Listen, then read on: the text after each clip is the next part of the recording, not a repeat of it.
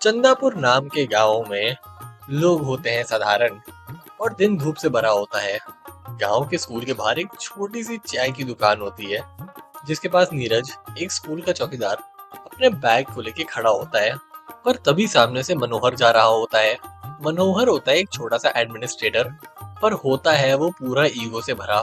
उसका चेहरा नीरज को देखते ही टाइट हो जाता है, जैसे हर वक्त किसी की गलती पकड़ने के लिए तैयार हो। ये क्या पहना है नीरज? ये रंग कौन सा है? तुम भूल गए क्या?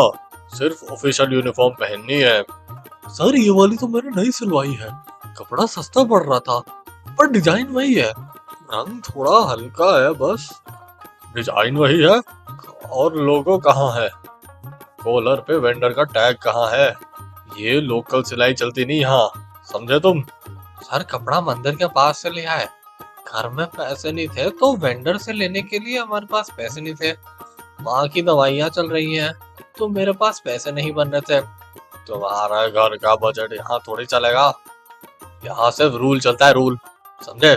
जो बोला गया है वही किया करो। सर, मैंने तो ड्यूटी भी मिस नहीं की अभी। 5 साल से टाइम पे आया हूँ। सिर्फ इस शर्ट के रंग की वजह से आप मुझ पे चिल्ला रहे हो? शर्ट की रंग की वजह से नहीं, एक डिसिप्लिन होता है स्कूल में। यूनिफॉर्म शुरू से पहनी जाती है।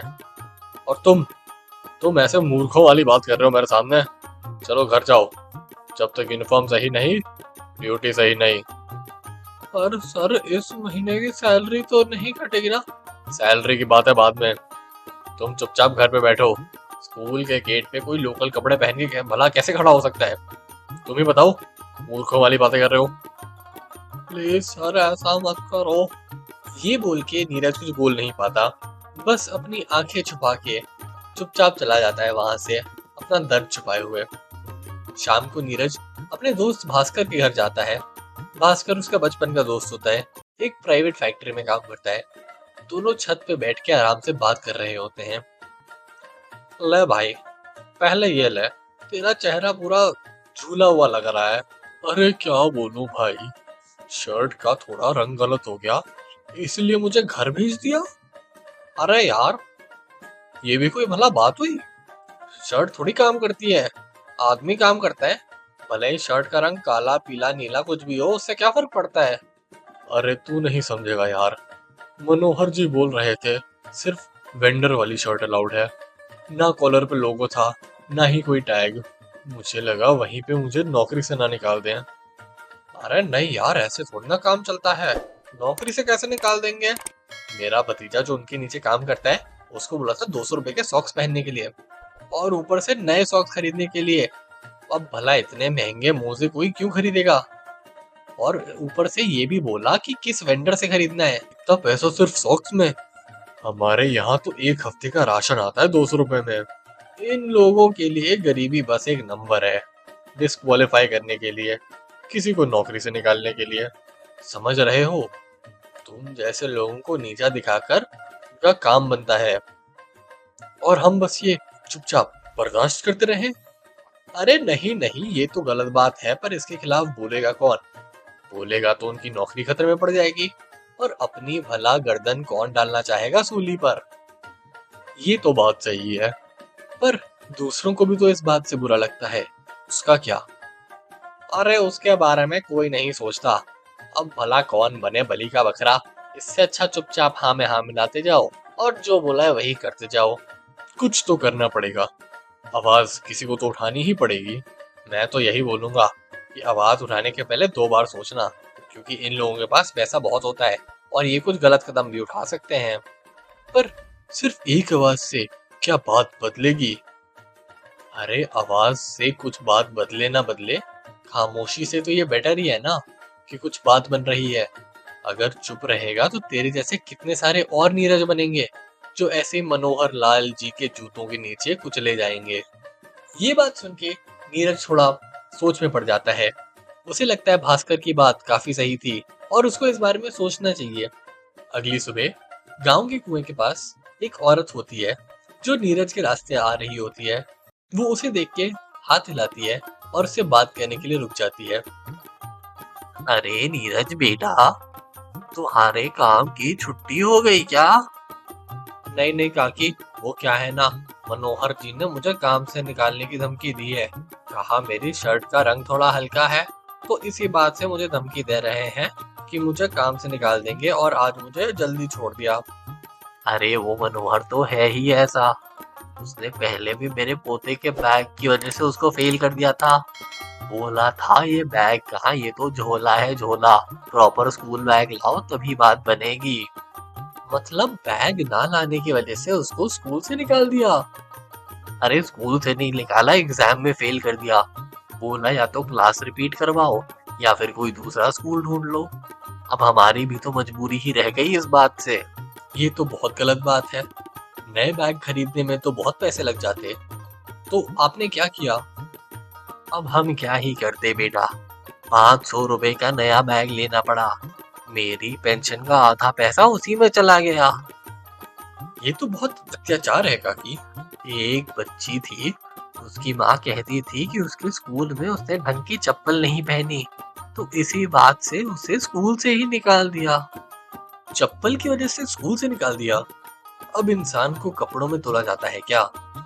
वही तो, गरीब की क्या गलती, ये नहीं कि वो काम नहीं करते, गलती है कि वो सही ब्रांड के कपड़े नहीं पहनते। सबका डर अलग है, लेकिन आदमी एक ही। लगता है पूरे गांव में परेशानी का पेड़ एक ही है, और इस पेड़ को हमें जड़ से निकालना पड़ेगा। तू सिर्फ अपने लिए नहीं उस पेड़ को निकालेगा बेटा, तू पूरे गांव के लिए उस पेड़ को निकालेगा। नीरज की आंखों में एक चिंगारी हो जाती है कि वो गांव के लोगों के लिए लड़े, उनके लिए कुछ सही करे। पर यही देखने वाली बात होती है कि क्या मनोहर जी मानेंगे ऐसे काम को ठीक करना। 2 दिन बाद स्कूल के गेट के पास सब तैयारी में लगे होते हैं, बच्चे स्कूल आ रहे होते हैं और पूरा गांव चल रहा होता है। तभी नीरज पहुंचता है मनोहर जी के पास अपनी वही पुरानी यूनिफॉर्म और पुराने कपड़ों में, देखने के लिए कि आज मनोहर जी क्या बोलेंगे। अबे तू फिर आ गया ऐसे पुराने कपड़े पहन के? तुझे एक बार में बात समझ नहीं आई थी क्या? मनोहर जी एक बात पूछनी थी। बता क्या बात पूछनी है बेवकूफ बालक? मुझे ये पूछना था सर कि ये कपड़ा है, कपड़ा तो सिर्फ धागा और रंग और सिलाई होता है, और उसके लिए एक पूरी जिंदगी तबाह करना, क्या ये सही बात है? कपड़ा इम्पोर्टेंट है नीरज, ये हमारे स्कूल को आइडेंटिटी देता है। पर अगर आइडेंटिटी सिर्फ कॉलर और टैग से है, तो इंसान की क्या जरूरत? जो काम होता है वो आखिरकार इंसान ही तो करता है। सिस्टम है ये, तू बदल नहीं सकता। मैं नहीं बदलना चाहता, पर मैं चुप भी नहीं रहने वाला। काकी का पोता, भास्कर का भतीजा, वो छोटी बच्ची, सब तुम्हारा एक सिग्नेचर है जो तुमसे परेशान हो चुके हैं, और इसके खिलाफ मैं खड़ा होना चाहता हूँ। तो तू क्या करेगा? याद रखियो, अगर तूने अपना मुंह खोला तो तुझे गाड़ी से कुचल दूंगा। नहीं नहीं, मैं तो भला क्या ही कर पाऊंगा, पर मैं इन सब की आवाज बन के एक सही आवाज बनना चाहता हूँ, जो पूरे गांव को सही रास्ता दिखाए। अबे अगर तू ज्यादा बोलेगा तो तुझे गाड़ी से कुचल दूंगा और तेरी लाश को पानी में फेंक दूंगा, समझा? तेरी जगह मैं एक नया गार्ड ले रहा हूँ जो स्कूल के कपड़े पहने, और ताकि उसे पता रहे जो करना है वही करे, तेरे जैसे ज्यादा बड़बड़ ना करे। ये बोल के बेचारी नीरज को काम से निकाल दिया जाता है। नीरज के दिन खराब होते हैं, और 3 दिन बाद उसके बलदेवपुर नाम का एक गांव होता है, जहाँ के लोग आलसी होते हैं और काम वहाँ काफी धीरे चलता है। उसी गांव में एक दिन धूप बहुत तेज होती है। उसी गांव के चौराहे पे लाल भगत ने एक नए ताले के साथ कुएं पे कंट्रोल जमा लिया होता है। रघु अपनी माँ के लिए पानी मांग रहा होता है, और सब लोग सिर्फ देखते रहते हैं। बेचारे की माँ बेहोश हो गई होती है घर में, लेकिन किसी को भी कोई फर्क नहीं पड़ता है। लाला जी, माँ को चक्कर आ गया है, घर में पानी की एक बूंद नहीं है, एक लोटा दे दीजिए, हाथ जोड़ता हूँ। लोटा? पैसे लाए हो? मैं मैं आज पैसे नहीं दे सकता, कल दे दूंगा, बस माँ के लिए थोड़ा पानी मिल जाता तो। जब तक माँ रही ना रही मुझे क्या, मुझे पैसे चाहिए। बूंद बूंद पे लिखा है पीने वाले का नाम, और उस नाम के सामने लिखा है एक इनाम जो है 5 रुपए। तुम 5 रुपए दो और पानी ले जाओ। अरे ये तो गांव का कुआं है ना, बचपन से सब यहीं से पानी पीते आ रहे हैं। अब गांव का नहीं रहा, रजिस्ट्री के कागज है मेरे पास, जमीन मेरी। हुआ मेरा। अरे जमीन आपकी हो सकती है, लेकिन पानी पर कौन हक जताता है? मैं जताता हूँ हक, और जिसने रोका मुझे उसका मुंह सूख गया। तेरे जैसे भिखमंगे लोग सिर्फ चिल्लाते हैं, पानी की कदर नहीं करते। ये कदर नहीं करते कि ये जमीन किसकी है। मेरी माँ अंदर पड़ी है, होश में नहीं है। आप इंसानियत के नाम पे थोड़ा पानी दे दो। इंसानियत से घर नहीं चलता बेटा, पैसा बोलता है, और पानी पे पैसा लिखा है। और अगर पैसा हाथ की मेल है तो उसे पानी से धोना सिर्फ मेरा हक है। आप लोगों की मजबूरी का फायदा उठा रहे हो।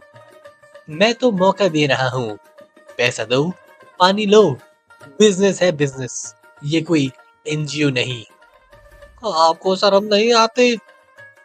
शर्म और व्यापार एक साथ नहीं चलते। जाके इलाज देख अपनी माँ का। पानी चाहिए तो दाम चुकाना पड़ेगा। यहाँ हर चीज की कीमत होती है। आप एक दिन अकेले रह जाओगे और तब पानी भी रोएगा आपके गले के लिए। अबे जा जा, तेरे जैसे बहुत देखे हैं। ये बोल के बेचारा लाल भगत, ये बोल के बेचारा रघु चुपचाप वहां से चला जाता है। बेचारे के नसीब में पानी तो होता नहीं। पर शाम उसका एक दोस्त वही कोने पे बैठे उससे मिलता है और उससे बातें करता है। और भाई चुपका समय पानी ले आया हूँ, तेरी माँ के लिए काफी होगा। बहुत संभल के चलना पड़ा था, तू पकड़ा तो नहीं गया ना? लाला कुछ भी कर सकता है, मार भी खानी पड़ सकती है। मार से ज्यादा बुरा है चुप रहना। तू बोल रहा है इसलिए मुझे में हिम्मत आ रही है। पर सब लोग तो चुप ही है, किसी ने कुछ नहीं कहा। डरे है सब यार। कल पिंटू को डंडे से इसलिए धोया क्योंकि उसने थोड़ा एक्स्ट्रा पानी मांग लिया था। बेचारे को तब तक मारा जब तक वो रो नहीं पड़ रहा था। उसको तो भगा भगा के डंडे मारे हैं। मुझे लग रहा था कि गांव साथ देगा, दे रहा है लेकिन छुप के। रमेश काका के 3 दिन से घर में पानी पीने को आया ही नहीं। अपना ही पानी बचा बचा के काम चला रहे हैं। सब ही परेशान है यार। तो फिर कोई कुछ बोलता क्यों नहीं? अरे क्योंकि उन्हें लगता है तू बोलेगा। तू तो कभी नहीं डरता, उन सबको तेरे पे भरोसा है। तेरे कहने से शायद कुछ ही हिले, क्या पता उसी से काम हो जाए। अरे एक आवाज क्या ही असर कर पाएगी? अरे असर तभी करेगी जब पहली आवाज उठेगी ना। तू रुक मत, हम हैं तेरे साथ। बस दिखाई नहीं दे रहा है और सुनाई नहीं दे रहा है, और मन में हम बिल्कुल तेरे ही साथ हैं। डर मत भाई। वो कहता है तो तेरी बात मान लेता हूँ, और पानी के लिए धन्यवाद, वरना तो मैं ऐसा ही मर जाता। ये बोल के रघु को पता चलता है कि उसका दोस्त और पूरा गांव बेचारे काफी परेशान है लाला की इन हरकतों से। ये बोल के अगले दिन कुएं के पास सावित्री चाची एक पत्थर पे बैठी होती है। आंखों में थकान होती है, और बेचारा रघु उनके पास जाता है और उनके दर्द भरी कहानियां सुनता है। चाची आप अकेले बैठी है, धूप ज्यादा है यहाँ। अरे धूप तो अंदर भी है बेटा, आजकल तो ये छाँव भी चला जाती है। आपने भी लाला से पानी खरीदा था। एक बार 2 लोटे खरीदने के लिए मुझे अपने घर के गहने बेचने पड़े। घर का गहना बेचना पड़ा? वो तो आपके शादी के दिन के लिए थे, याद है? अब क्या करती, घर में पानी की जरूरत थी और पानी हो गया था खत्म। उसी में अब मुझे कुछ करना पड़ा। जो कुछ कीमती है, लाला ने बोला जो कीमती है घर में ले आओ, तो मेरे पास चॉइस ही क्या थी। अरे चाची मुझे माफ करिए, मैंने सोचा कि मैं अकेला हूँ इस दर्द में, और अब तो मैं देख रहा हूँ कि पूरा ही गांव जूझ रहा है इससे। कोई अकेला नहीं है बेटा, पर सब अपना दर्द छुपा के जी रहे हैं। रामू की माँ रोजी रोटी पे है, लेकिन लाला से पानी लेने जाती है। कौन करे ये संघर्ष हर दिन, जब जीने में ही हर दिन लड़ाई हो जाए। अरे तो सब क्यों हार मान के बैठ गए हैं? सब बस रुके हुए हैं, किसी के इंतजार में। शायद कोई आए, किसी में दम हो बोलने का। वो बोल उनकी आवाज जो बोल नहीं सकते, क्योंकि अब तू ही कुछ कर सकता है बेटा। अगर बोलने से कुछ नहीं बदला तो कम से कम तुम खुद से शिकायत तो नहीं करोगे? ये सुन के रघु की आंखें भर जाती हैं। अगले दिन गांव में कुएं के सामने रघु आके खड़ा होता है लोगों के सामने। वहां पर वहां पर लाल भगत होता है। उसे पता होता है कुछ तो चल रहा होता है और वो कहता है आज देखा ही जाए क्या होने वाला है। लाल भगत, आज मैं चुप नहीं रहूंगा। अब बोलने का वक्त आ गया है। ओहो, महात्मा आ गए। बोलिए क्या आशीर्वाद देना चाहते हो? ये कुआं हम सबका है। तुमने इसमें ताला मार के सबसे पानी छीन लिया है, गांव का अधिकार छीन लिया है। तुम्हें कोई हक नहीं है गांव वालों पे ऐसे राज करने का। जमीन मेरी, रजिस्ट्री के पेपर चेक कर ले, कानून के हिसाब से सब ठीक है। अरे कानून के हिसाब से सब ठीक होगा, लेकिन जमीन के हिसाब से बिल्कुल नहीं। तुम लोगों की मजबूरी का फायदा उठा रहे हो। तुमने सबकी नाक में दम कर रखा है, लोगों से उनके गहने बिकवा दिए, उनकी गाय बकरी बिकवा दी, और अब तुम उन सबकी इज्जत लूट रहे हो। अरे इज्जत कहाँ लूट रहा हूँ, मैं बस जो पानी देता हूँ उसके लिए पैसे ही तो मांग रहा हूँ। ये तो हर जगह होता है, इसमें कौन सी नई बात है? लगता है तुम शहर होके नहीं आए। तुम छोटी सोच वाले कभी मेरे बड़े प्लान समझ नहीं पाओगे। और वैसे भी मैं तो सेवा कर रहा हूँ, दुकान की तरह। पैसे दो और ले जाओ पानी। सेवा नहीं, शोषण कर रहे हो। एक दिन सब याद रखेंगे, लाल भगत जिसने पानी को भी बेच दिया। और यही याद रखेंगे कि रघु जो बहुत चिल्लाया उसका खात्मा कैसे हुआ।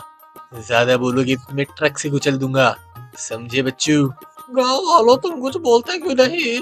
अरे गांव वाले क्या बोलेंगे, वो लोग तो पैसे दे के पानी पीते हैं। तुम ही हो जो बस मेरी नाक में दम कर रहे हो। पैसे मांगने में गलत बात क्या है? जमीन मेरी है और मैं पानी को साफ करके भी तो देता हूँ। ऐसा तो नहीं सीधे कुएं से पानी निकाल के तुम्हें पिला देता हूँ।